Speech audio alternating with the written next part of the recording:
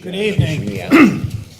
This is the Board of Education meeting for which adequate notice under the Open Public Meetings Act was provided by written notice on January 3rd, 2019 to the Courier News, the Echo Sentinel, the Star Ledger, Tappan to Warren, and the clerks of the Borough of Watchung and the townships of Greenbrook, Long Hill, and Warren. Can we have a roll call, Mr. Stice? Ms. Barone? Here. Mr. Mizio? Here. Mr. Fahey? Mr. Hayek? Here. Mr. Hunsinger? Here. Mr. Martins? Mr. Morrison? Here. Ober? Here. Dr. Shabilsky? Here. And Mr. Fallon? Here. Please stand for the Pledge of Allegiance. I pledge allegiance to the flag of the United States of America and to the republic for which it stands, one nation, under God, indivisible, with liberty and justice for all. Thank you. I'll now entertain a motion in accordance with the provision of the New Jersey Open Public Meetings Act. Be it hereby resolved that the board move into executive session to discuss confidential personnel and legal matters and WHREA negotiations, after which action will be taken. It is expected that the matters discussed in the executive session will be made public as soon as the need for confidentiality no longer exists. So moved. Second. All in favor? Aye. We'll be back in a half an hour. Very good. That's our director. Hey, long time no see. Now that we have our board secretary, we're back in public session. Thank you. Sorry about that.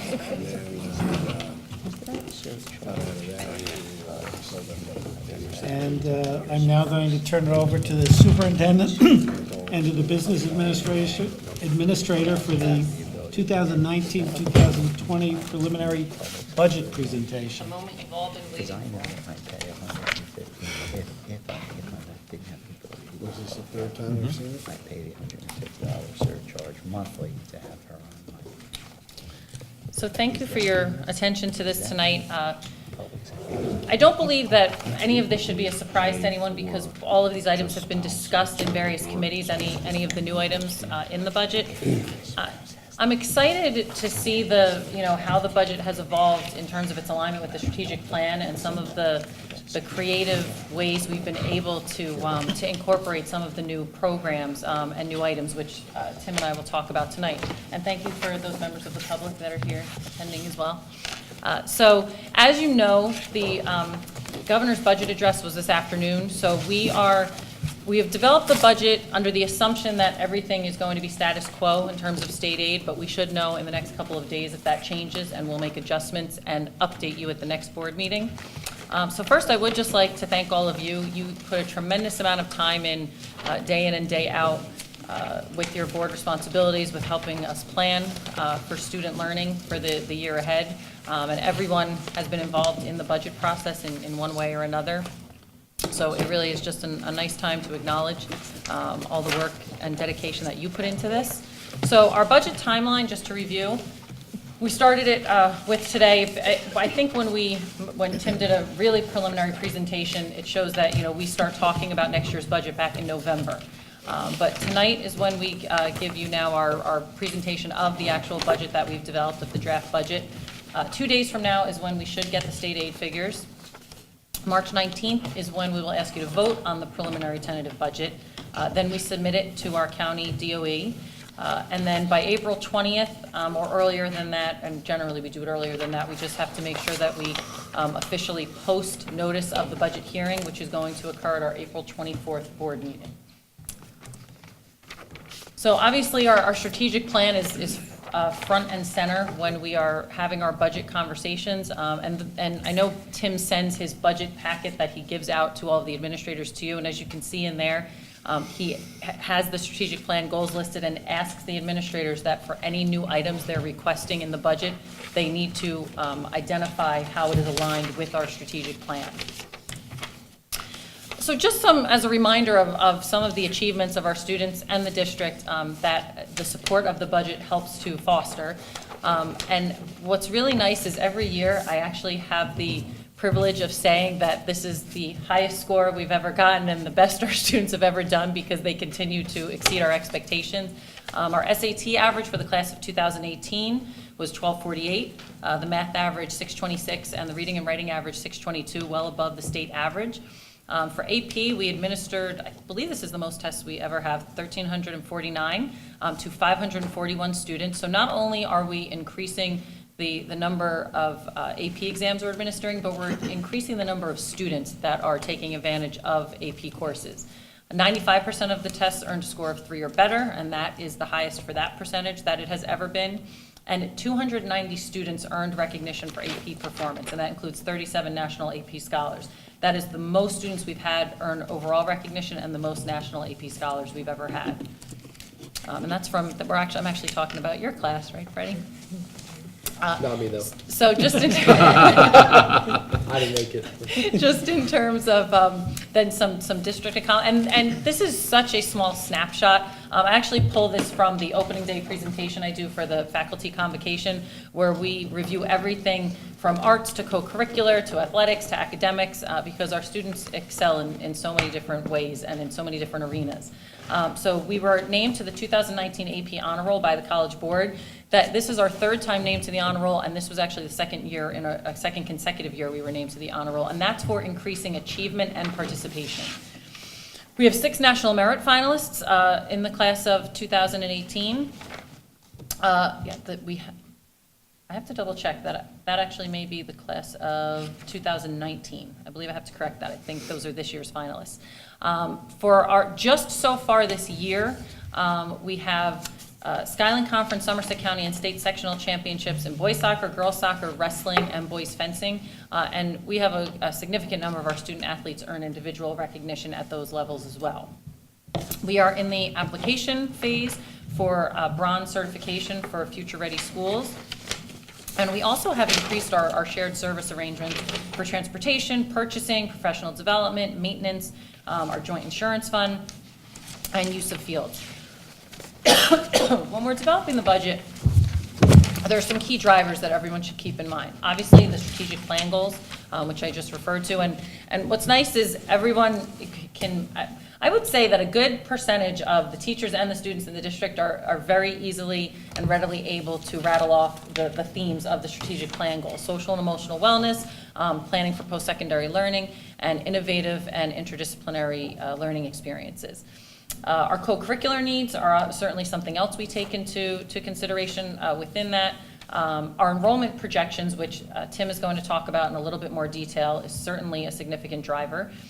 We have our resources that we pull from, our tax levy, our state aid, and our tuition. And again, Tim will go into more detail with that, as well as with salary and benefits. Technology and current continuously assessing and reassessing our technology needs, and then our capital and security needs. So now I'll turn it over to Tim for a few slides.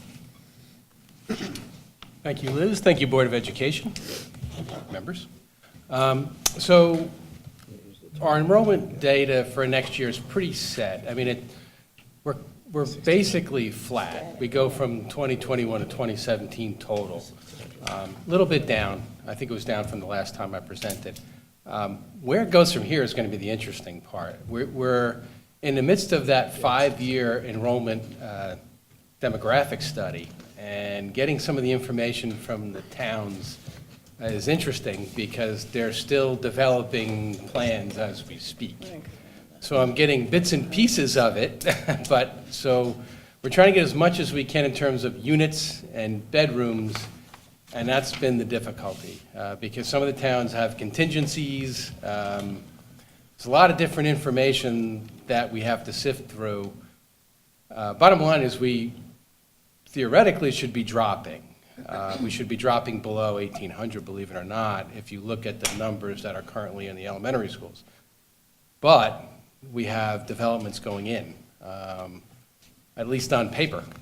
And within the next 3 or 4 years, I'm being told they're going, we should have some numbers. The question is what those numbers are and how we can project what they are. We're getting, the information from Warren is probably closer than the other towns, and I'm not understanding why, but their information, I just about have it. And that's a significant player in this. It's the largest of the towns. So I think that will help, but I'm just kind of giving you a 5-year projection. When is the demographic study going to be done? Right now, I have a draft, but the problem with the draft that I had, it did not have a lot of impact from any of the towns, because we didn't have the bedrooms.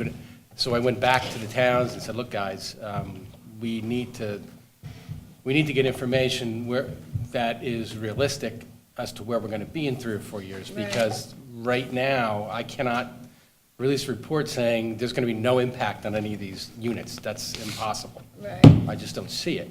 So, I don't want to make I don't want our demographer making assumptions about how many bedrooms there are. I really need to know, we need to know what those units are going to be and what the bedrooms and what the classes are and the whole bit. So it's a work in progress. We're getting there. We're getting close. I'm hoping within a month we'll have something. I think I'm one town away, but we're getting there. But for next year, essentially the enrollment is flat. It goes from 2021 to 2017, and that does include out-of-district students. So it's our special ed students. So in district, we're actually below 2,000. We have about 35 out-of-district special ed kids. And on the revenue projections, when I'm putting together the budget, where our revenues are going to be is always a key factor. That first top category, other, that is a $30,000 increase, and that's because of our interest in the bank. We've gone from close to getting like 15 to 20,000 within a couple of years. We're over 100 now, which is terrific. Interest rates have gone up. We did switch to a smaller local bank, which has helped. So that's been a big help. The surplus number is down only because we used a lot of capital reserve for the locker room project, which is about to get underway. It's about a month out. They're going to start demoing, but yeah, that's why that went down. The tuition number is up about 4.5%. Basically, we have about 6 more students coming this way from Greenbrook, and the increase in the rate was about 2%. And we also had a favorable tuition adjustment this year. Not a lot. It was about $40,000, but last year we were down about, I think it was about 90. But that's a $130,000 swing. That's in part of that number right there. State aid is an estimate. That is a $224,000 increase, and that's the number we got, if you remember, in July. So that number we know is going to be part of, or at least we've been told, that's going to be part of it. Listening to the governor today, I have no reason to believe that they're going to cut any of the state aid. As a matter of fact, if you listen to not only him, but the legislators speak later, my gut feeling is we'll probably get that number plus 100. That's what I'm thinking. Don't quote me on that. Well, you can quote me on that. Yeah. But if I had to guess, that's where I think it would be. It's $100,000 more than what we have here. But we'll see. And we'll know Thursday. We should know Thursday, yeah. And a tax levy, the increase there is 2%. That's the 2% number that we're allotted. Okay, and one of the largest drivers, obviously, is the salaries and the benefits. In fact, it is the largest one. We are in the final year of the association agreement, which is always a pain about budgeting, because then it's uncertainty, and I got to figure out how to do this, and blah, blah, blah, blah, blah. But that part, it's always tricky, So we're working with the negotiations committee, and we're coming up with some numbers that are in the budget. I'm not going to go into detail on those. It is 70% of our budget if you take salary and benefits. The health benefits has been very good. I budgeted 2% with this budget here. The numbers may come in lower. The school health insurance fund has been terrific. It's run very well. They have a sizable surplus, and that has been very helpful to us. As you'll see when I go through the budget, it does give us a lot of flexibility and options. There's things that we put off because when you're putting together the budget and the healthcare number is high, that'll take that entire $600,000 increase that you're allotted. So when you have a healthcare that is essentially flat or close to flat, it gives you a lot more options in terms of things that you need, things that you need to buy, things that you need to fix, and that's been very helpful. And just so the boards know, the Chapter 78 contributions from the staff is about $1.3 million per year. And I'm going to turn this piece over to Liz. Although I do believe Tim could talk about this in significant detail, because he is a part of all of our meetings when we're talking about academic programs, and I know he'll get embarrassed when I talk about him and give him some praise, but as a business administrator, he's very attuned. While he doesn't interfere with our academic program discussions, Tim is very supportive of it and makes sure that we have the resources that we need. And so, he has a very good understanding of these, which is why we're able to get all of this into the budget and meet student needs. So some of the proposed additions in the budget, we've been looking at our ESL program and how we can better serve those students. Our sending district ESL numbers are on the rise, and while our numbers will be, for the most part, stay the same next year, we will be looking at an increase in future years, looking at the programs at the K-8. So we are looking at how to improve our services so that we can better support those students. We do also have an additional computer science teacher in the budget. That would be in the math department. As we have been looking to expand the computer science offerings to the students, we have the demand for those courses exceeds what we're able to staff. So that is in there right now. And we'll be looking at student signups and enrollment. We do anticipate being able to support that position, but if for some reason that changes, then we would revisit that. And we also have the new course offerings that the board approved, I think 2 meetings ago, as part of the program of studies. And you can see that they are a wide range, and they span the English department, the business department, world language.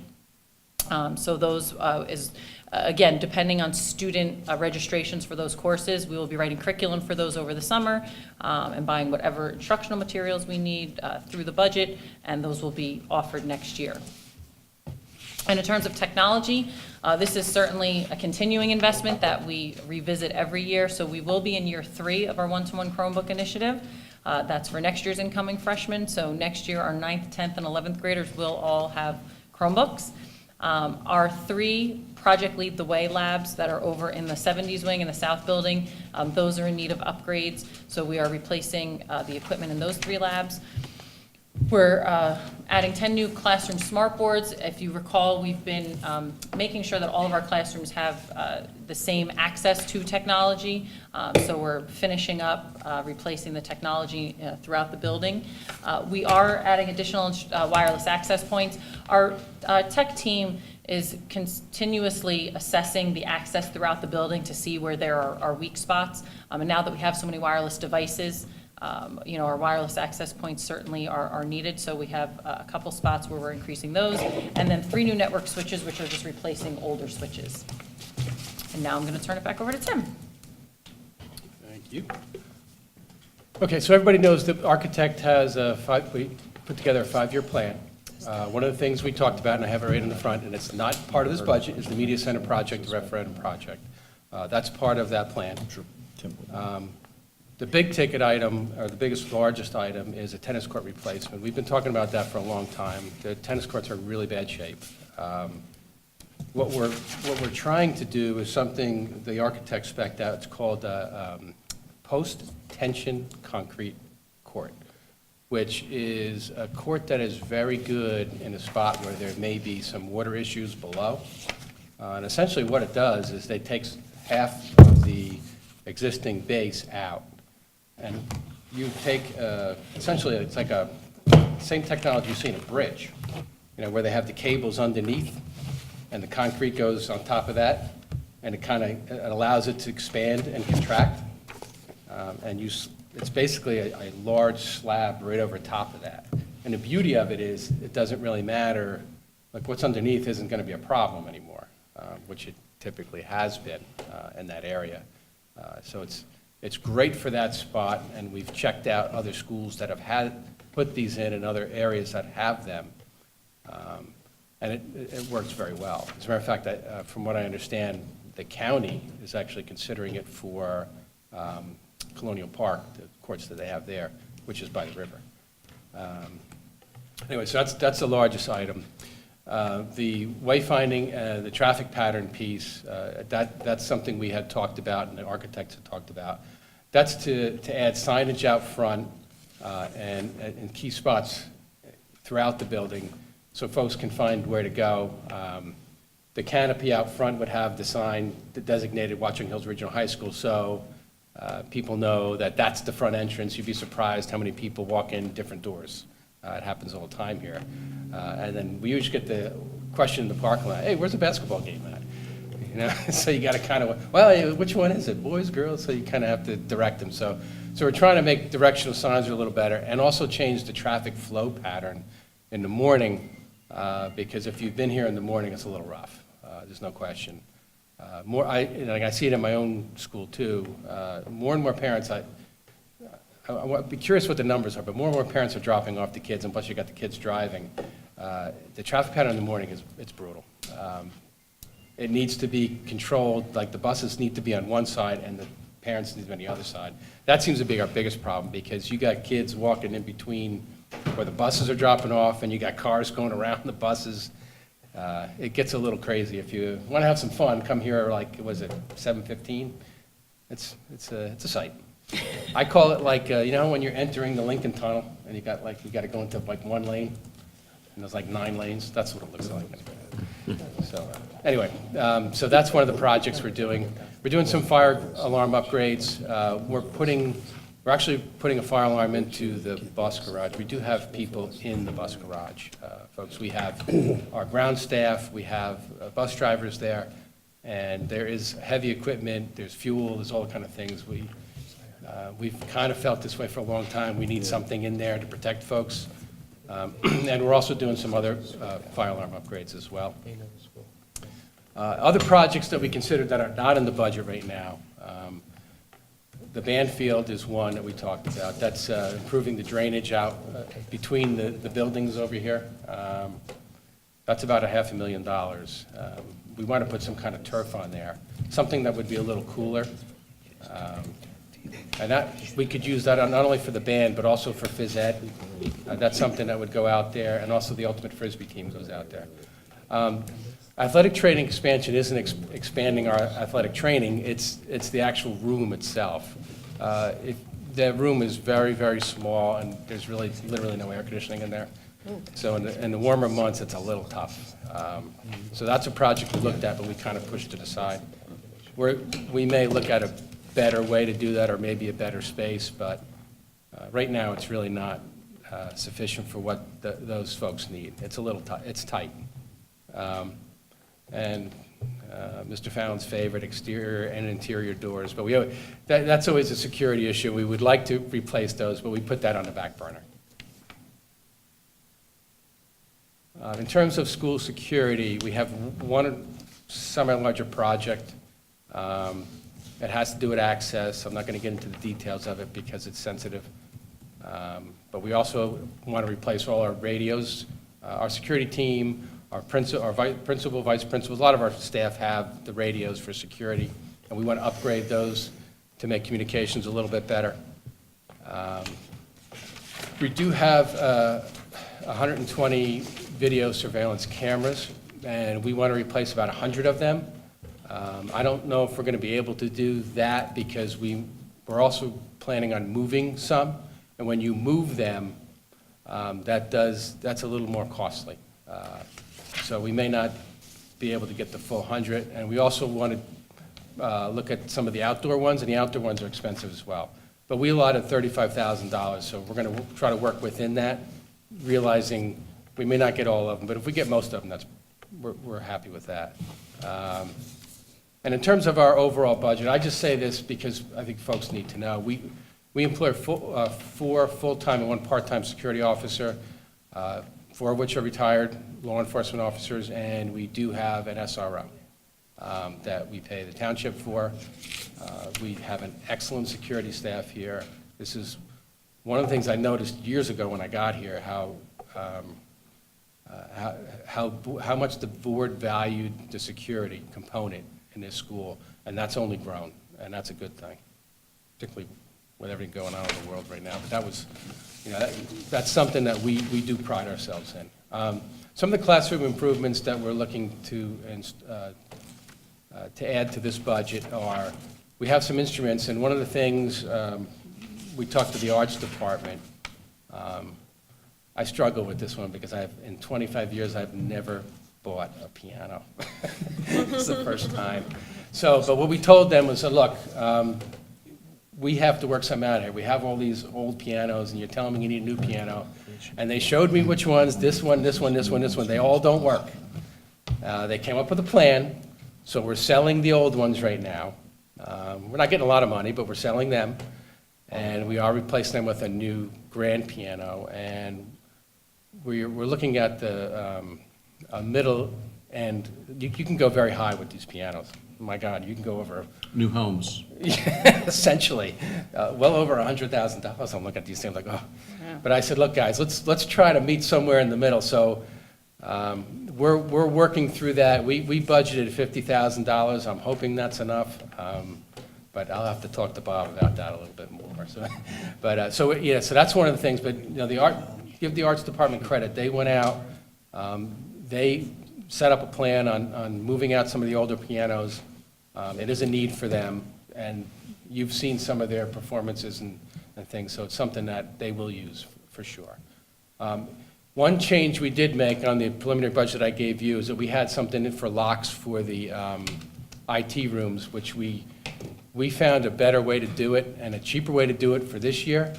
So what we wanted to substitute in was in the band room, there's this, there's like a little storage place where the kids put their instruments, and that right now they just put them on the floor. And there's some old cabinets there that are just like, I don't know, they look like Walmart. They look really terrible, like wooden things or little pegs. And so we want to upgrade those so the kids have better storage for the instruments, so they're not crawling over them and walking over them. We're looking to pilot with our architect a furniture change within the school gradually. We're starting out with 5 classrooms, one per subject matter. And that's going to be a work in progress. We want more involvement from the teachers on this. We bought furniture, I think it was a couple of years ago, and some of the classrooms liked it, some didn't. Some of it we moved into the back corner here. We found it's nice that the furniture's flexible, but it's a little big for some of our classrooms. So the idea of it, the teachers liked, but the furniture itself, we want to look at some alternatives. But we're trying to update, the furniture is the same as it was when I was sitting in high school, when you guys were sitting in high school. So it's probably time to, try and upgrade that a little bit. Gradually, we're trying to get our architect involved at least because they're out there and they see what other high schools have. So if they can work with our teachers and we can work with our teachers so we can get something that everyone likes and pilot it and see how it goes, we'll try to put something in every year if we can in the budget to gradually get there. But anyway, that's a pretty large, $180,000. And in our special education, there's a foods room. The appliances there are a little beat up and a little bit older, some of them. And the cabinet itself, the counter, it needs a little upgrade. Wasn't that the space that was used to support the foods classes when we were down? We taxed that space Yeah. when our foods lab went down, and we had a lot of kids in there, and it was a little tough on it, for sure. But it's due for an upgrade, for sure, yeah. On the operating revenue side,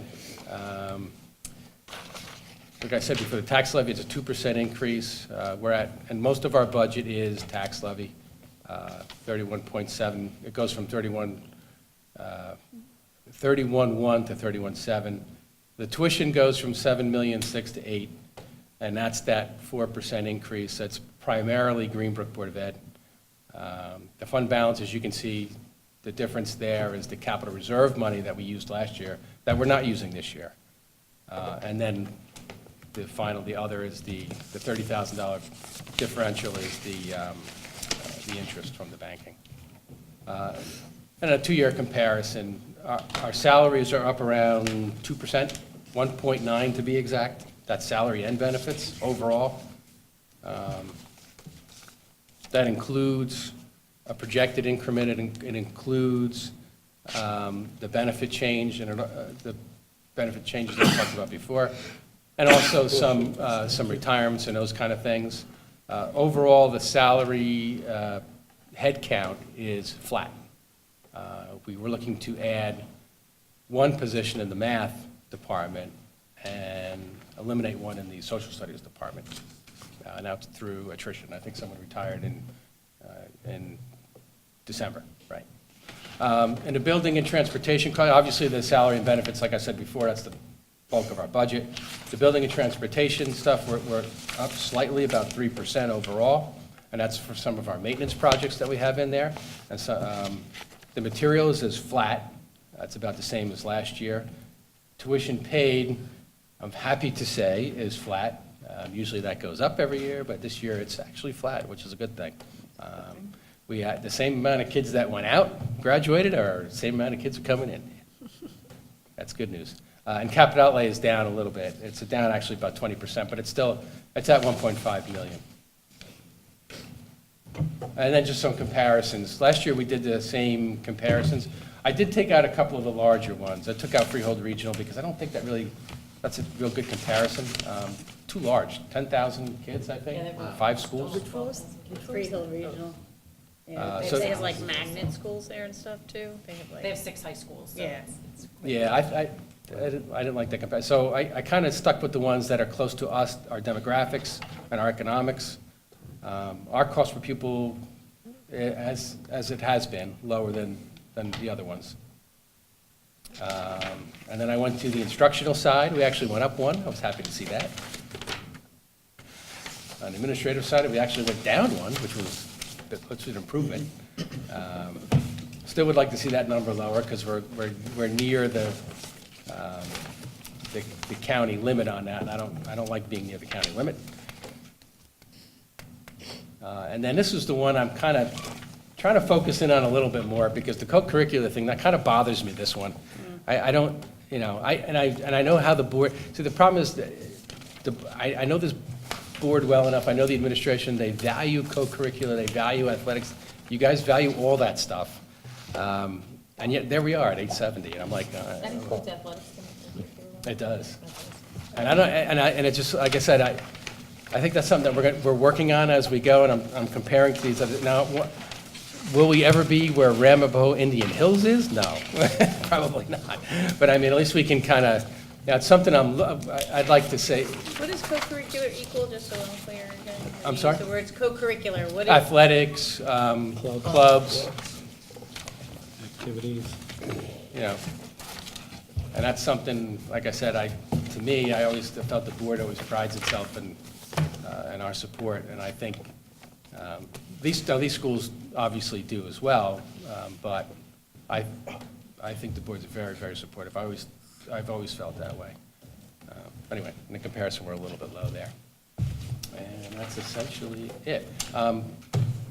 The state numbers will come out in 2 days, like I said. Once we get the state numbers, depending on what they are, and any other changes that we're required to do, I'm going to put the detailed budgets with every line item that day and send it out to the board. I don't have it now because I'm assuming there's going to be changes. I've already kind of walked into this thing and telling the administration, look, there's going to be some changes at the state level. Not to mention, we've had a couple of retirements, which I have to factor in as well. Anyway, so there we are. Any questions, folks? I have a question on the capital needs. So there were a couple of projects that we've discussed that I don't see here that I thought would be under other projects considered, not budgeted for now. And that would be the STEAM lab, including robotics and also ceramics room. I know it's not exhaustive. And I think, why, I think the reason why too is these are probably the ones that we were looking to fit into the budget, whereas the Right. other ones Okay. those are projects we were looking to do outside of the budget. So So this list just contains the few things that we were trying to fit into the actual operating budget. Yeah, the STEAM lab is quite large. In I fact, just it's didn't in want the, to see this drop off, yeah. Did you get the budget book? It did, yeah, I read it. I thought those items were in there. not the STEAM lab. I don't Not think the STEAM lab? I don't think it was. Because that's more of, that's in line with the media center project, I That's believe. like a referendum in the future? Yes. Yeah. Well, again, I know it's an expensive project, See it and ceramics lab is part of that whole Oh, project. absolutely. Yes. But my point is, I just don't want to see it drop off out of everyone's mind. I want to keep it in the forefront going forward. No, well, the idea is that the architect built that 5-year plan. That should be a Right. living, breathing That might be document what you're that should thinking keep, about, 'cause it's I- so- and that should, Right. It's that a should, plan from the It's like I architect. saw it somewhere. that plan should continue You're each right, year. yes. And it should be updated each year. So that should always be on our radar, all those things on there. Just, I mean, essentially just like the tennis court, which has been on the 5-year plan for about 50 years. So, so that, you know, you want it, and I laugh at it, but, you know, when we have the opportunity to do it, we should move forward to do it, to do the project if we can. And when we're talking about the tennis court, I have questions that maybe you can, or we don't need to answer now, but the lifespan of that type of court that you mentioned with the was it post-tension concrete compared to regular, can we move the tennis courts to a drier place? I don't know. I don't know the difference in the cost, so. No, those are good questions. Your regular tennis court, when we did an original budget, it was $1.2 million. The problem is you would have to excavate the entire thing, go down quite a ways, and then you have to build in stone and whatever, and some kind of drainage system underneath, and then build it back up. That's more expensive than the post-tension concrete. But then, if you relocate, just in theory, if you can relocate. and then- Relocate was something we looked at. Problem is where? There's I no don't- place that's Why do you any think so? drier Just than ask. There's not, we don't have a lot of options in terms of where to put it. Left field's pretty dry, isn't it? I'm sorry? Left Real Okay, good. thanks, There's Tim. a lot of spaces that are dry up there. Any questions for, But, to answer that, what, the 50 years is the information in terms of we got on the post-tension concrete. Oh, yes. Yeah, That's a lot. yeah. Freddie? I have a question on technology, particularly for the smart boards. Is there a plan in place for teachers to fully utilize these for instruction, student engagement? They have, that's all part of our professional development. I mean, this year, that has been the entire focus of our professional development days in the fall. And there's been strategies for success sessions on this, but the teachers, and the teachers themselves have really taken a lead in terms of the professional and leading the professional development of their colleagues. So that has expanded tremendously. Oh, that's good. Then one other thing real quickly about the updating the classrooms with the pilot furniture. What kind of classes are going to get them? Like maybe it's like history, English? We're picking we're basically giving the opportunity for one from each department. Okay. So that's the plan. Greg? Tim, you had previously advised us that when comparing with other schools, that, for example, administrative costs really depend on what that school determines is an administrative cost versus not, so you may not be comparing apples to apples. Does that same thing apply in the co-curricular, meaning what costs they allocate to that? Because when you see this big differential, I could see somebody in the public saying, wow, you guys are really underspending there. But if, for example, the higher per pupil cost, they're putting in all kinds of things there that we don't, then it's really not a fair comparison. So I don't know if you have any insight to that. Yeah, there is. I did see a little of that. I did see there's allocations that some of them have had that are different than what we do, for sure. I have to dig in a little deeper with them, but I did see some of their numbers. I'm like, okay, I don't put that there. So yeah, that is a part of it, Okay, for sure. thanks. Bob? And on those numbers, was that all from the comparative spending guide, or are you using other information? I actually got these from comparative spending guide because I wanted to use the audited numbers from IDEX. I couldn't because the state was so late giving the audit numbers out that they didn't have this last year's audit numbers yet. actually, they're working on it as we speak, but yeah, the state was really, really slow. The state was slow in two things this year. The audit, providing the audits to the boards, which was unheard of, the way how delayed it was. And then the second thing is the state aid piece, which is kind of a pain in the neck. We're not getting it until later this week, so that's very late in the process. They're slow with everything this year. That they are. It's not just this. Except salting the roads, they're very fast. And declaring states of emergency. But that's not the Department of Education. But we digress. And the other question, or actually it's more of a comment / question. Would it be possible to get a comparison of the headcount changes over the past few years, so we can take a look at what our, what's the teacher headcount been, what's our supports, or our staff headcount, what's our administration headcount, kind of over, a period, so that we have a frame of reference of, context for where we are right now, Yeah. particularly in light of declining enrollment. Yeah, actually, in the audit, there is an informational page that has about 10 years, I think it's 10 years of data, which is pretty interesting, because you'll see over the past, the drop in the past 5 or 6 years, it didn't seem like a lot as we're going through it, but when you look at the numbers, it's significant. Yeah. But you should, I'll bring it to the board, I'll show you the page. In this context, it would be helpful. Okay. Any more questions? Thank you both. Thank you. Before we do the committee reports, I would just remind everybody next Monday night, March 11th, is our board retreat. Education Committee. The Education Committee met last evening, and you have your committee minutes in front of you, so I'll just hit on a couple of the key highlights. First time we talked about was an update on Park, which, given the recent litigation that's gone on, we do know that the current 11th and 12th grade students are not affected by the decision, so that they should be all set to graduate.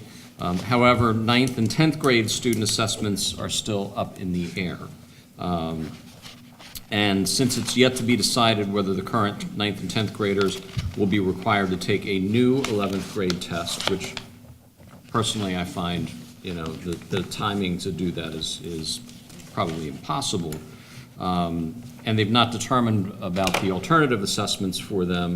We're strongly recommending that, our current students take the existing exams because there is, just as good a chance that those will be used to count for graduation requirements as anything else. The other thing that's important to understand about the Park exam is they don't call it Park anymore. It's the end of course assessments. But most important is the fact that the time that it takes to take the tests has decreased. So where it used to be you had to do 2 sessions to do the algebra test, it's now 1 session. Where you had to do 2 sessions to do the English language arts, it's now 1 session. So there's been a significant decrease in the amount of time. Because there's uncertainty over how this is going to play out for our 9th and 10th graders, we strongly urge them to just stay with the current protocol, take the tests, not put themselves at risk for whatever else may be out there. So that's related to Park. We also then heard about the LaunchX and the TEDx program. LaunchX is going to be this coming Saturday, and as part of LaunchX, we have 4 student proposals that have been accepted as part of this larger LaunchX program that's going to be held this Saturday in New York City. The 4 teams are going with Ms. Phelan and some parents to compete, and this they're going to be pitching their ideas this Saturday to a team established by MIT.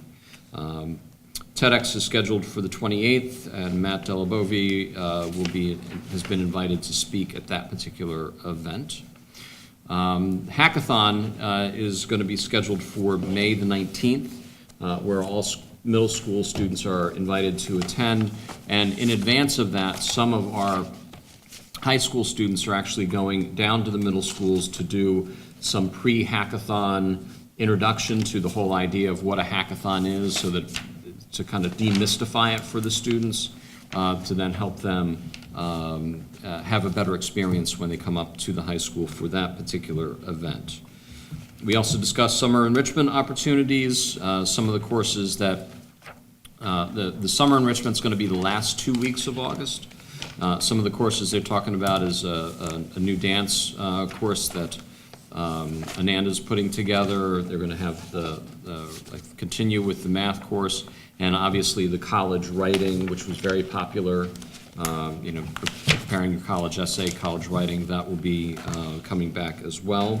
And then there are a few other ones that they're still investigating about timing and staff scheduling on whether they'll be able to include those for that session. Under ESL, or English as a Second Language, they talked a little bit about that in the budget presentation.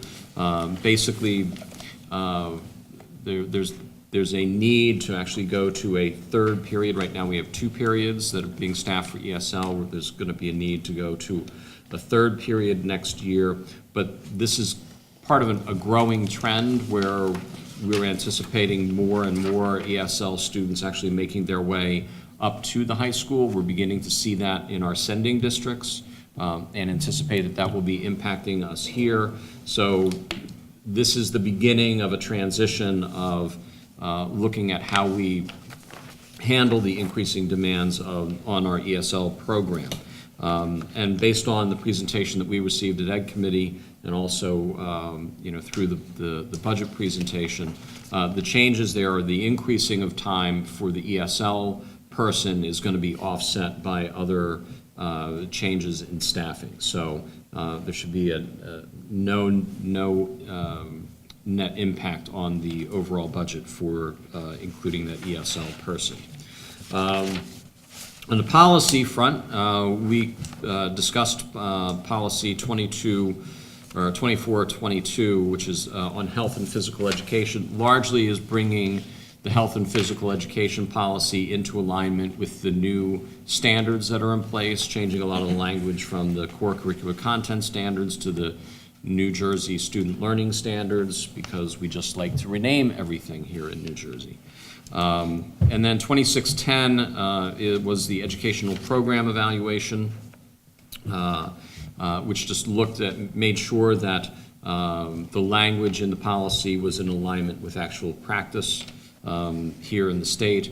And then the last policy that we discussed was 5756, which is the state-required transgender students policy.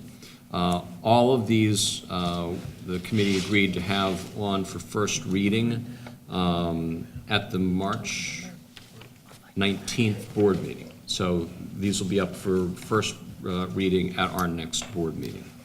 Then there's a new club that we discussed, a new archery club that we agreed to have on the March 19th agenda for approval.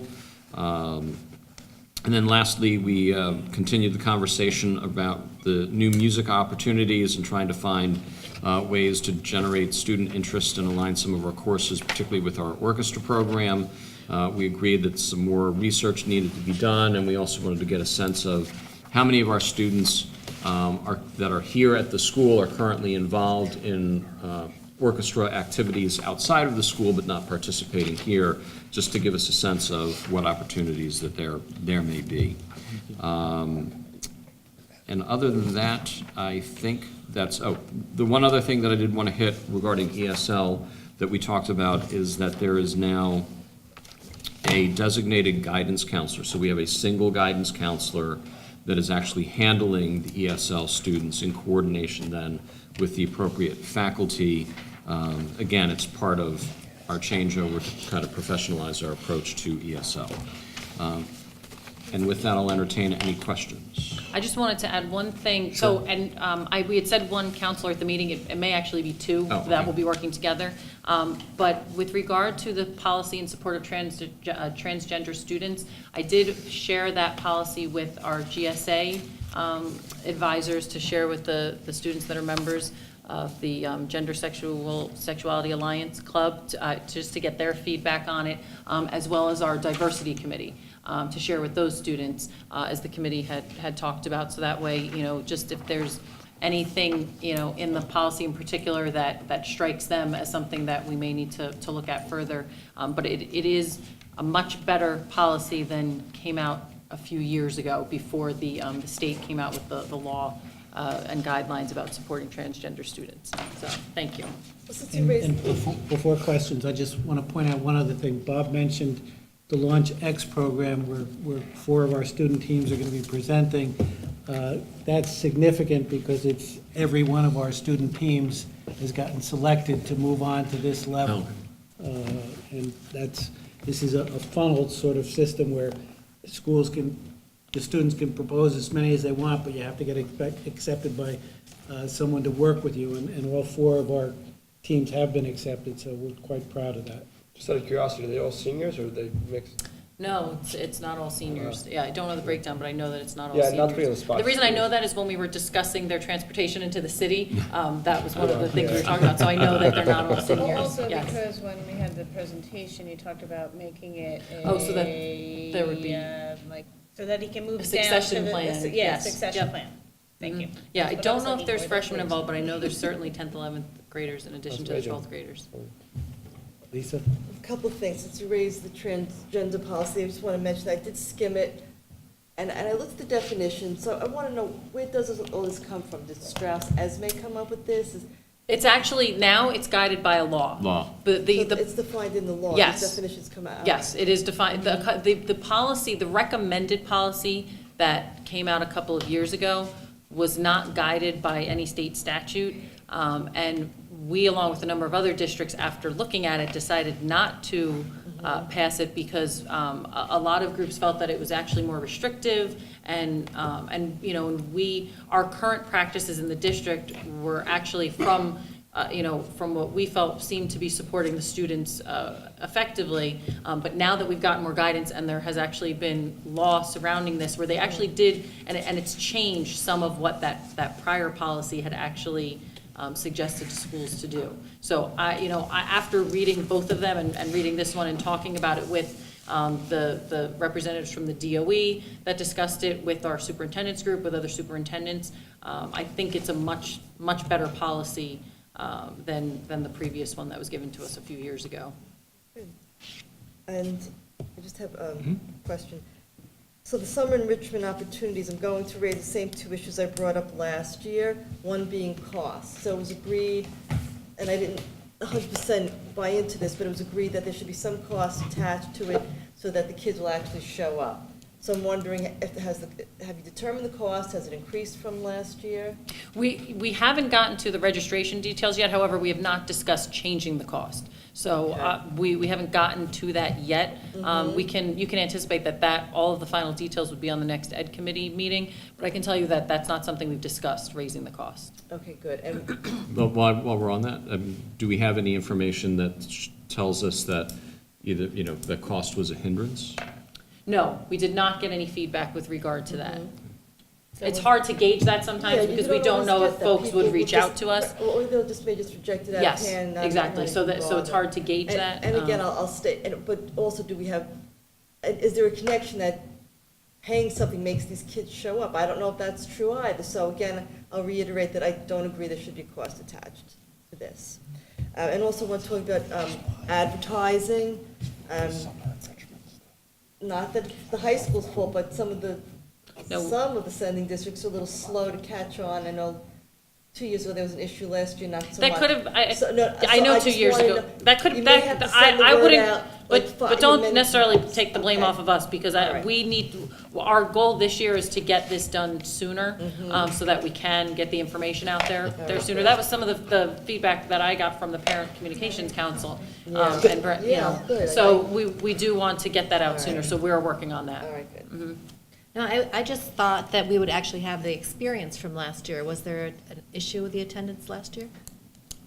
No, the idea was that we would charge money. If you don't charge money. No, I it's like know what the most- idea so I was, have but we no would idea. know because we would have experience if we offered these last year. We didn't have no-shows. I So mean, that then was, is there an and, issue? But that doesn't mean it's because they paid money. no, Again, and you can't- it's hard, you can't make that and connection. it's really, I don't want to, don't quote me on this. I think, what did we charge? Maybe 50 for the, it I was don't very, know. it was a nominal fee for 5 days. And it was really, again, just to have something attached to the registration so that folks weren't signing up and we're paying teachers, to be there for this week and, everyone decides to make other plans and go away on vacation and not show up.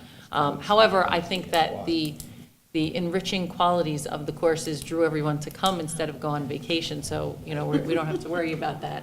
One of the really nice benefits, side benefits that came out of the summer enrichment programs last year were that all of the incoming freshmen who had signed up, all the teachers who taught those courses of the incoming freshmen, every single one of them, after one of the days of classes or multiple days of the classes, gave the students, tours of the building. And actually, the students had their schedules at that point, so they were following around their schedules, finding their way around. So, and then they ended up helping other students, on the first days of school. So that was a nice, additional outcome of that, was that it allowed some students to get more comfortable with the building prior to coming up on the first day, which was nice. And they all had, some of them too may never actually have those teachers for regular classes, but they already now had a teacher that they had a connection with because they had them for that week course over the summer, which was really nice.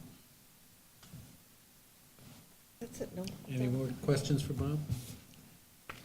Who wants to give the personnel? I don't think there's anything to report out here, right? No. So you- Policies, or is that? So the Personnel Committee report was given in closed session, so there's Yeah. nothing to report on Okay. that. Okay. Operations. Most of that, I think we revealed at the last meeting. In your green folders is a policy update that was the first thing that was discussed, some modest rewording changes, particularly focused on our sending district colleague. The second People was shall not be named. on the gym 7-8 locker room alterations project.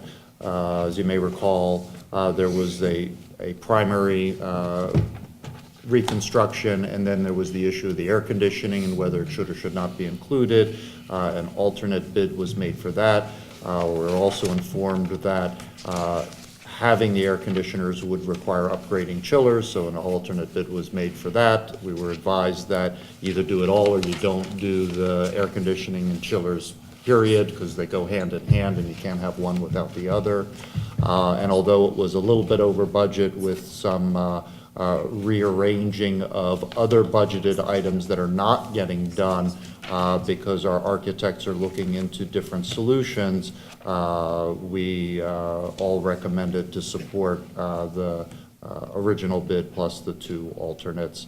And I believe the walk-in agenda item last meeting that we passed was to move that money into that budgetary item.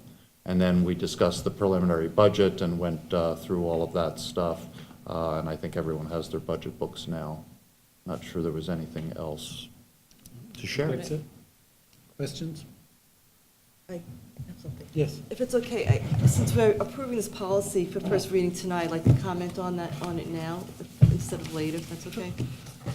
All right, so first I want to say, I think a policy should have some connection to the school and not just a statute or because Strauss Esme puts language in here.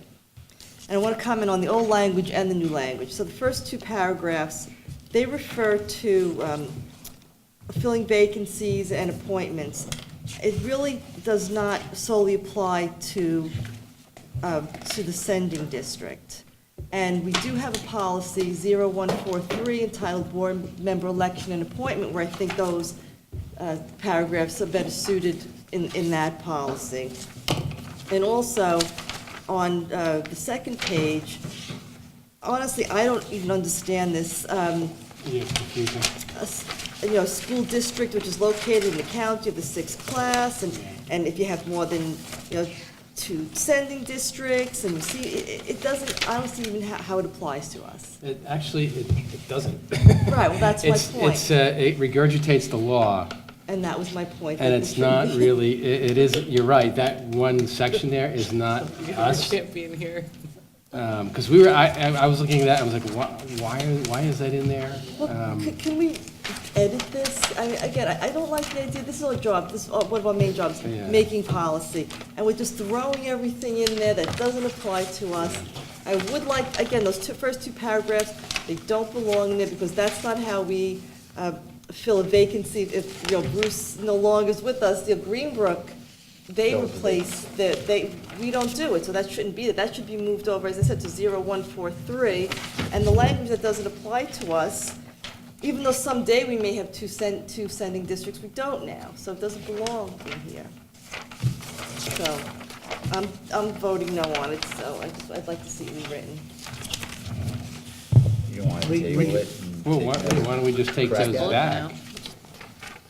Yeah, we can just hold it and I mean, if everybody agrees. I mean, the one paragraph that Lisa's talking about on page 2, for the life of me, I have no idea why, that doesn't really apply to us. I don't believe it does. It talks about,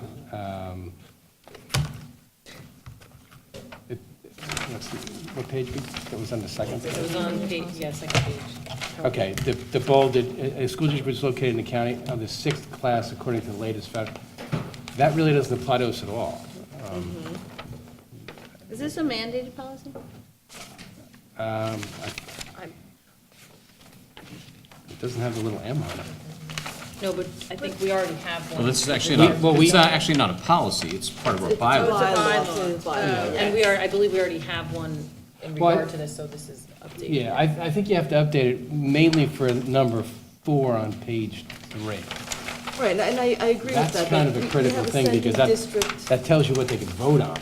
The Yeah, sending district. and I may be wrong, but the way I read this, that in revising the current bylaw, the reason why this is written for receiving district and why the election is spelled out that way is because of the way that elections are, the way that our members are currently elected as receiving districts.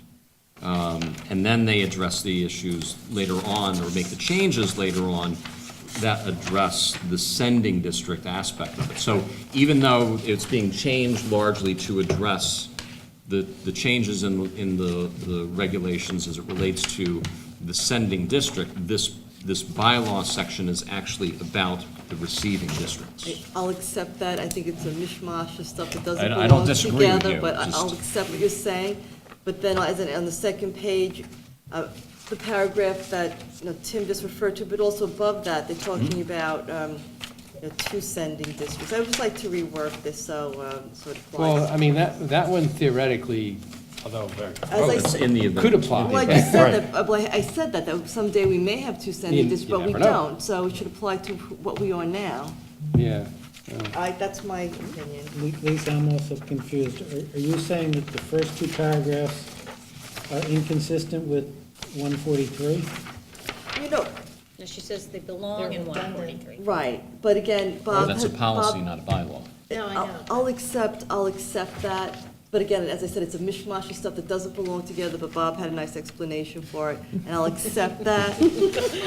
But again, there are things in here that do not apply to us, and that's what should be removed, because we should have policies that apply to We this could district. ask that one. We could talk Could about- would we entertain a motion to send this back to clean up the language that doesn't apply to us and then bring it back? Is this first reading or second? Yeah, we can First just, reading. we don't even have to do the, so do you guys still want to approve it at first read, or do you want to just pull it off altogether and we'll redo the first Let's read? pull it off. Yeah, pull it off, because I think it's a significant change, and so you can't really have a first reading on it. But, we pull it off, make the changes, we could do first reading on the 19th and then approve it on. And we have the Right. ed committee policies on that one too, for Right. first read, so we can put it with that.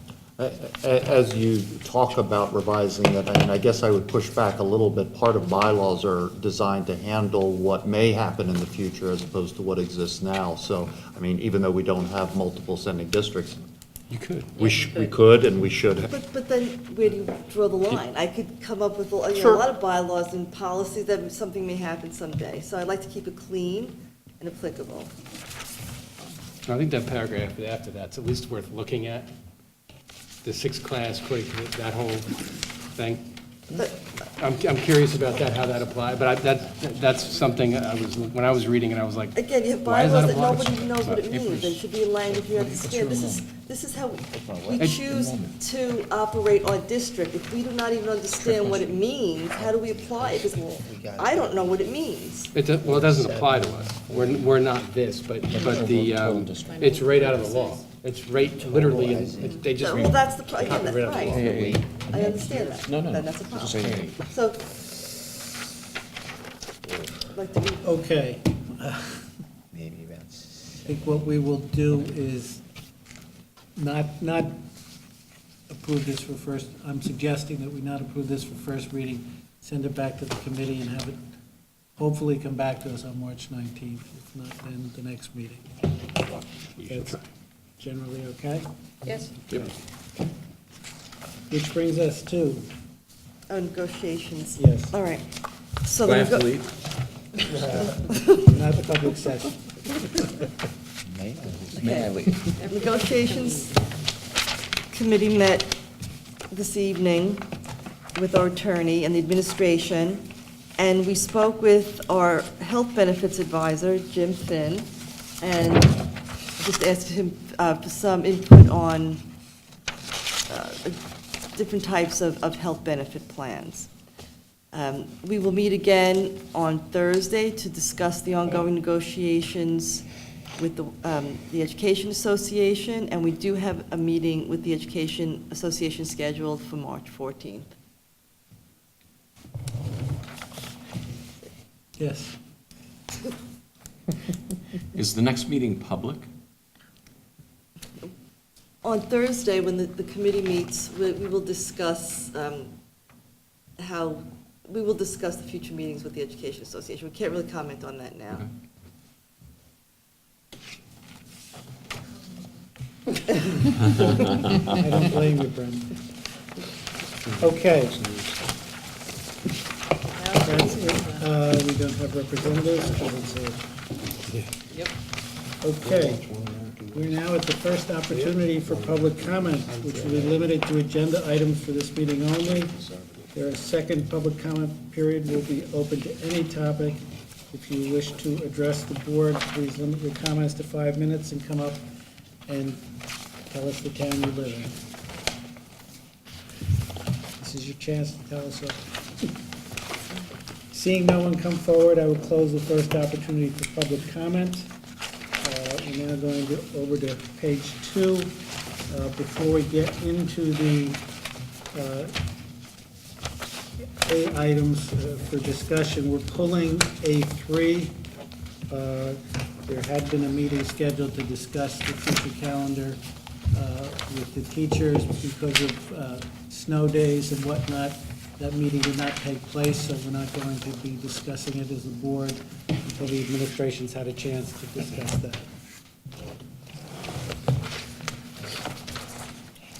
So now I will open up for discussion of the preview items, A1 and 2, and A4 through A10.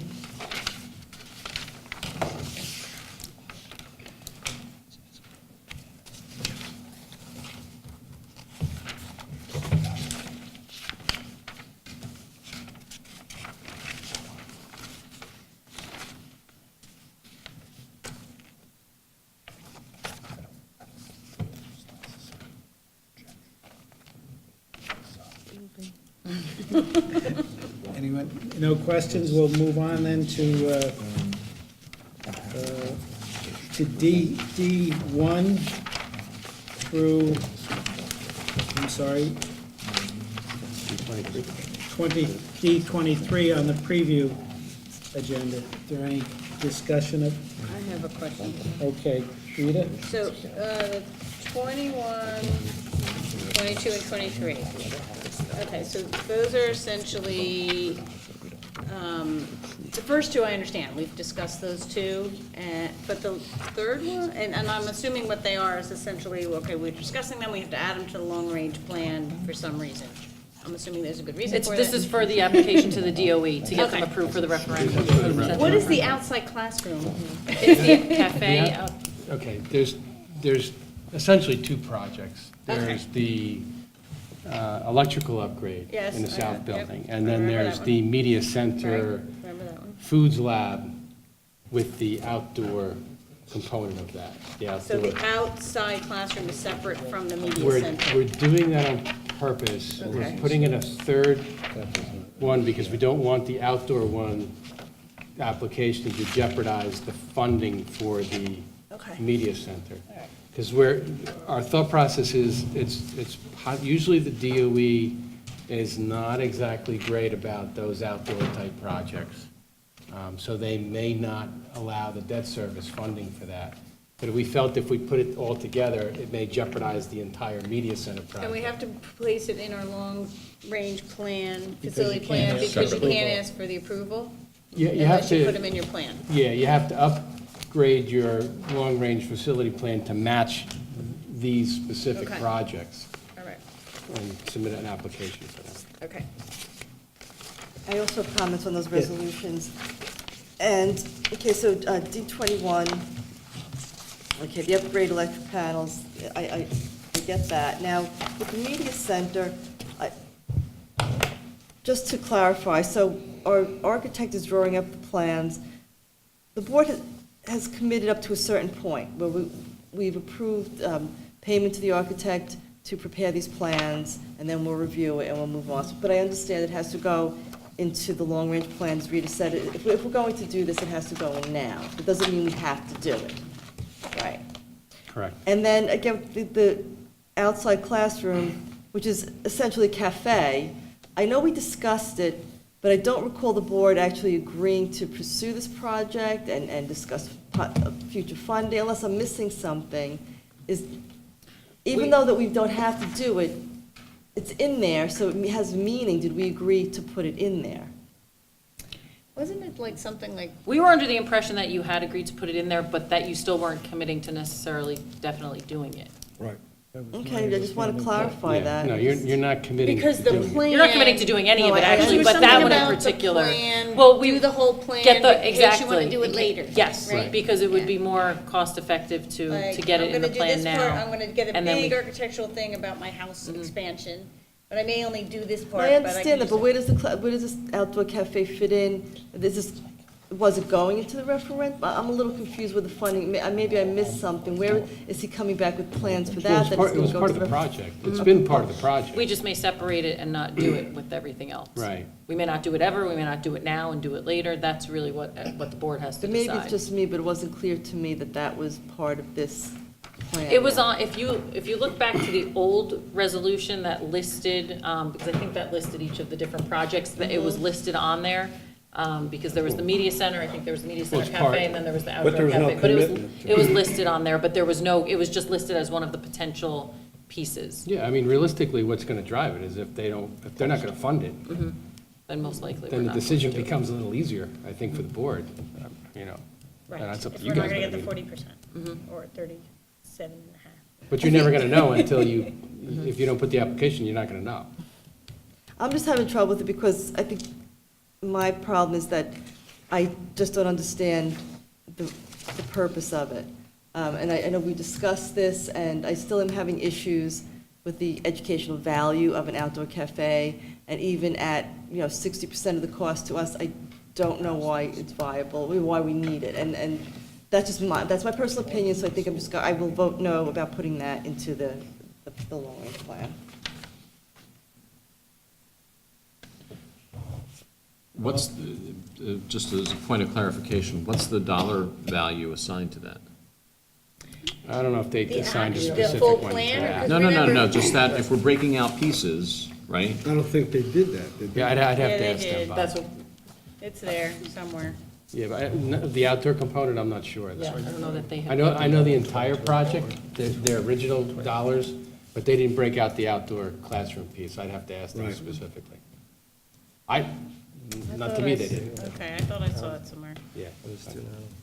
I mean, to the point, I think it would be helpful to understand, what are the dollars going to that? If that is, if there is a question around, how does that fit into the, the education plan? And is an outdoor cafe, what's the trade-off, right? Is there, the dollars going to an outdoor cafe, could those dollars be better spent on something that would have a broader educational impact? So, And I think that's a discussion that we'll have When we have information. after we find out whether or not it would get approved for the 40%, but it'll still be then a discussion that we'll have as to whether Right, 'cause all this we is what we approved- want to spend money All we on. approved was them to do the plan, so we can submit the plans to the state. So we said, Right. let's do the whole plan.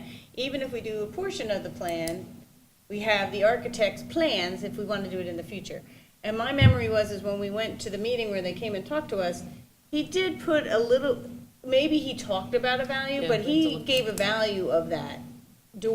My memory was during the meeting. I thought I understood it to be like, my under 600 or something was in my head. It's high Their for that. estimates are always a little. Okay.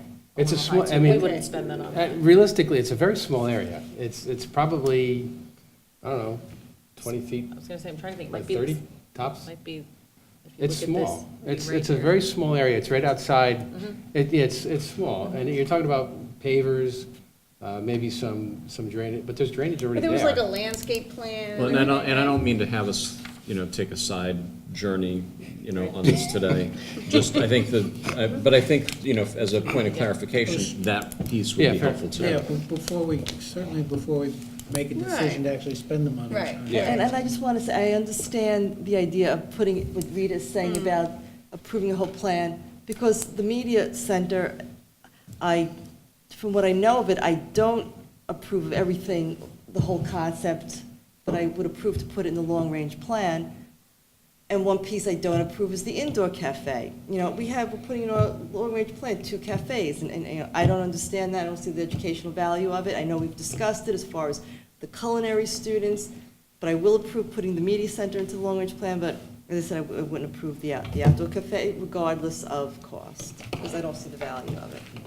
And I guess that's a discussion we can have too in terms of clarifying, we initially called it a cafe, but there's not going to be equipment in either space. There, in the indoor space, when there may be, a coffee maker, but there's not going to be kitchen equipment in It's either not space. gonna look like a Starbucks? So, exactly, no. So that's the piece too, is we still need to have discussions about what the use of the space would be, which is why they designated it as an outdoor classroom space. So we can certainly discuss that further. So it's basically like a sitting area for kids to collaborate, and they can have a coffee if they want, but it's not. Yeah.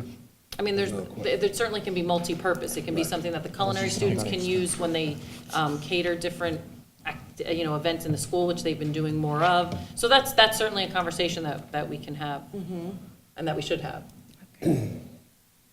We'll get more information for you.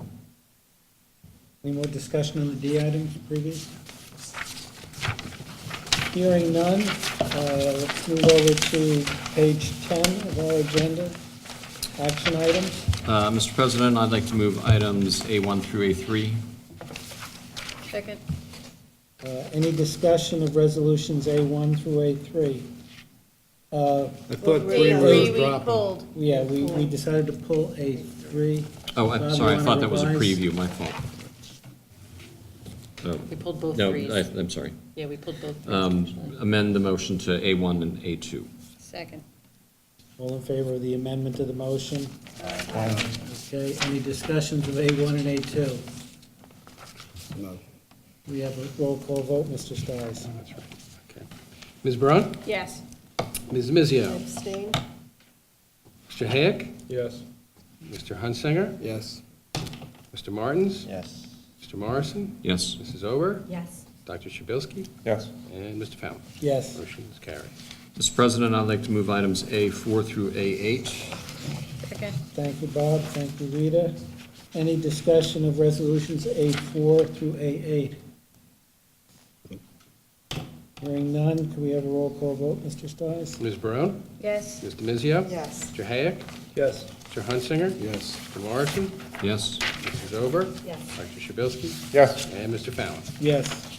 Mr. President, I'd like to move items C1 through C6. Second. Thank you, Bob. Thank you, Lisa.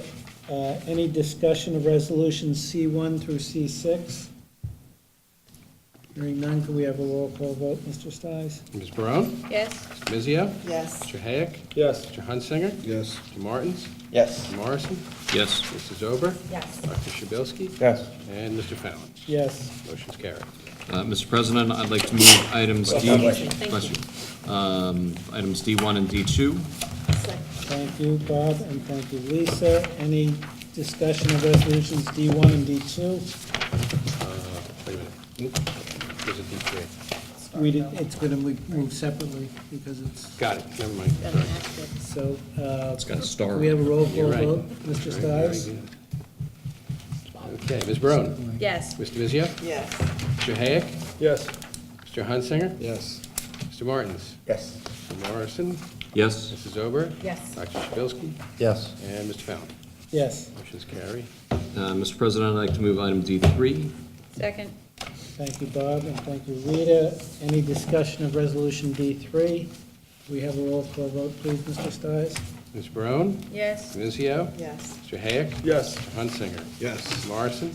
Yes. Mrs. Ober? Yes. Dr. Shabilsky? Yes. And Mr. Fallon? Yes. Motion's carried. And now at the second opportunity for public comment, which is, you can address the board on any issue you would like to. Going once, going twice, I will close the second opportunity for public comment. Any board members have other business? Bob? So, I wanted to bring up an issue that I've been reading about and hearing about with increasing concern regarding the use of the payment in lieu of taxes. That seems to be becoming more and more prevalent. It was one thing when, it was kind of, there was a one-off that we had, in Warren Township that went through. We were told it would be minimal impact on students coming in, so there really shouldn't be, a tax consideration. But now with all of these new, larger developments that have been proposed as part of the housing issues, and the fact that it's happening in multiple towns, and we're beginning to hear that the pilot strategy is the way that many of the towns are actually looking at how they're going to address this, that raises significant concerns for me as it relates to our ability to have adequate revenues coming into schools to support the students that are moving into those communities. Because we're now not talking about 36 townhomes, on a small piece of property off of Du Bois Avenue. We're talking about large, significantly larger developments here in Warren, and that's not even addressing the developments that are going in, or proposed to go into Watchung and into Long Hill. And, I'm unclear as to what, if any, communication has occurred between the towns and this board about what the potential impact is. And I'm curious as to what steps that we can take, both as it relates to our sending districts, or all the districts that we're involved with, A, and B, isn't this something that we may want to look at? Is there any legislative remediation to ensure that even when pilots are utilized, that there is some sort of fair compensation that comes back to the district to make up for the lost tax base that will impact what we do here? And in an environment where we're having to fight for every nickel and dime that comes into this building in order to support the quality programs that we have here, I would hate to have these pilot programs go through and then we're then sitting here going, well, now that we have a lower tax base, in order to fund the district, what does that mean to programs? What kind of cuts do we have to put in place? Here we're talking about all the great things that we want to do, yet we've got some folks on the other side that have their hand in our back pocket, which I personally do not believe is fair, nor is it in the best interest of our students. I can tell you that informally, I've had discussions with township committee members in Warren about that pilot program for the woolen mills. And their expressed views that it would not impact the number of students attending schools, both in Warren Township and here at the high school. I think, while they expressed that view, that view was expressed by them. I don't know that it was fully believed by them. It was something for them to say at the time. But I will also point out that unless and until the legislature changes the hard 2% tax levy cap, the pilot program is unfair to the taxpayers in the town. Yes. Who would have their tax base increase, but it doesn't decrease the revenue to the school districts. Because we still can raise the same 2%, but there's fewer people who are going to be paying it when you don't add that into the tax base and accept pilots. So, because I was originally as outraged by, and as upset by it as you were, Bob, but unless there's some change in that, it's not a question where it seems to me that it's actually going to take revenue away from the school districts. That's not to say that's the be-all and end-all of this thing, and I think we do need to look at it and see if, if that is in fact true, and if it's not, then the steps that you recommend in looking into legislation, I think are things that we would want to pursue. Barry?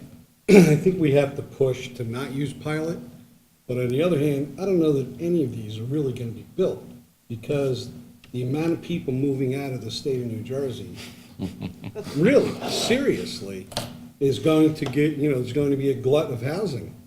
So builders are not going to put up apartments, houses, if nobody's going to move into them. It's just useless, so could all be,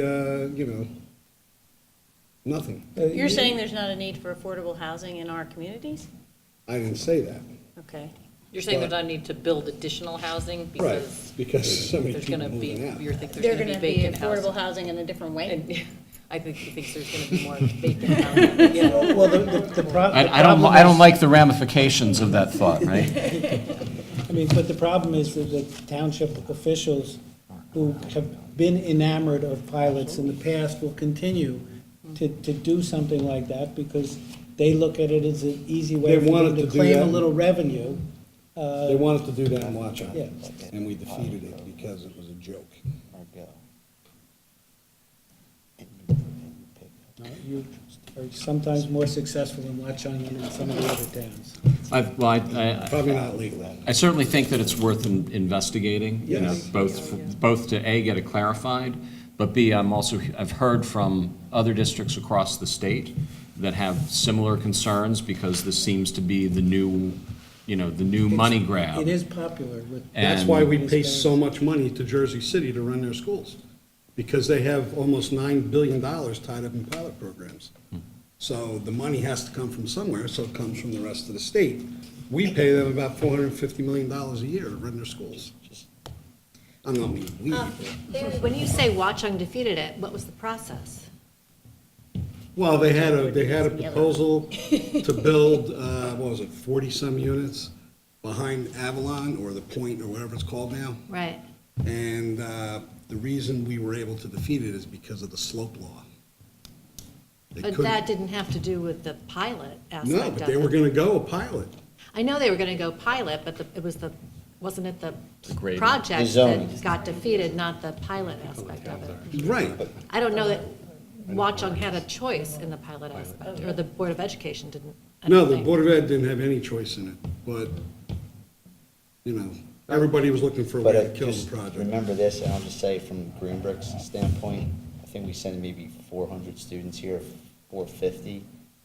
If for some reason capacity gets filled up and you guys take the pilot money and there's not the space for the Greenbrook student, you're gonna lose $8 million of revenue. Right. And I think that's a bigger impact On top to the of the pilot district, money. on top of the pilot program. Well, that's demographics though, right? That's. Sure, that's it's all part of the it, demographic numbers, but Right. it's a big what if. We don't know the number of kids that potentially could come Right. into the district Right. and where that's gonna be, but Right, I Greenbrook's think that's like- a But you- large revenue portion. Well, you of- also have a contract with us, so we can't just turn around and say. No, I understand you know, that, but I don't think Watch on Hills wants to take on the burden of a referendum To to expand build the buildings. additional space. Just take over Woodland School. You know, to Bob's But, point- but, you know, to that point, I don't think the pilot has any impact on that. You know, it's the building of the units that, you know, it's the the settlement that's gone into place that, and what's built that's gonna impact it. How it's funded, you know, won't have an impact on how many kids are here. Sure. Okay. Yeah, there are Bob's right, there are schools throughout the state that are in negotiations with the towns, past and present, to try to get some of that pilot money. I think that's what the discussion is. You have 3 towns that, you know, one of which, the largest one, is using the pilot, that's Warren. Then you got the other 2, Long Hill and Watchung. They do have units I haven't heard that. at least we're they're going talking out about. along Hill. Me either. No, Warren, yes. I don't know In my head, I'm going, I need to talk. how they're first. funding it, but that's, if you want to have that discussion, you're going to have to talk to the town. You're going to have to Right. have discussions with the town council. Right. So, I thought Warren, the K-8 district was having those conversations. I thought I read that in the paper. That's- Yeah, they did. That's true. Yeah. I just want to say, it's like it's already, the local districts are on top of it. Yeah, but I would like us to be on No, top I know, of but I'm it. saying, no, my point is like, we have If they had the an discussion, ally. it was, Yes, They already opened the door to it. Right, right, and right. yes. thank you. okay, any other business? I just want to know what we should be bringing with us for Monday, if anything. Like the strategic plan goals, should we have in front, like what do we need? Well, what's Oh, it- actually, in that your was sent folders out. tonight, I'm glad you mentioned that, because we did actually compile some things in I everyone's asked for folders it, too. tonight. This, right? We have the one is the calendar, Right. that Bob had Meeting had schedules mentioned at that's the last meeting. We have a much more robust version of that administratively that we Right. use, but I don't think the board members needed to know every single piece of detail what goes on the agenda. But we also put in here, where are the goals in here that, did they not make it in here? They're not, a copy is, maybe they're in our electronics, they're not, there's not a copy. You know what, they were supposed to be in the board folders, and unless, I wonder if Dina misunderstood and thought I wanted them for the retreat. I think so. What I can do is I can email them to everyone, she might have thought that I wanted them for the retreat. Okay. Because what Peter had asked me to do was, so that we have the one pager, the snapshot of the strategic plan that has the goals and the performance indicators. We have the board goals that are at the top of, oh, you know what, she's mentioned to the blue, she, I It put was at the in end the of the blue blues, notes. thank you. I just remembered that, because at the top of the blue notes are our board goals. you're right. At the end of the blues, you see the strategic plan. I also had her go through that presentation from October where all of the departments lay out their departmental goals that are aligned to the strategic plan goals. So you have all of this wonderful All reading in our digital material. folders. And that will be in the digital folder as well. I'll make sure it is. It's probably with the blue notes, but what I probably want to do is pull this separately. We'll make a separate folder with just these Okay. items in it, so you don't have to scroll through the blue Okay. notes to find this. And then we have to discuss the agenda with Gwen actually this week. So then Okay. we can finalize that and send a follow-up out to the board. Okay. About that. I believe it's starting at 6, but we are going to have dinner ready at 5, between 5:15 and 5:30, so you can come early to eat beforehand if you would like. I was wondering about the 6 because something says 7. When you read the weekly highlights, very timely, in a very timely manner, because they said 7, and then luckily with Google Docs, I can change it on there, so when you look at it now, it says 6, but yes, it did initially, so I could have made you think you were going crazy, but no, it did initially I say thought it was 7. just gonna be a really long dinner. It did, so it will be at 6, but we'll have dinner in here at 5:30. Our family Any meal. other business? Motion to adjourn. Thank you, Ray. Thank you, Bruce. All in favor? Aye.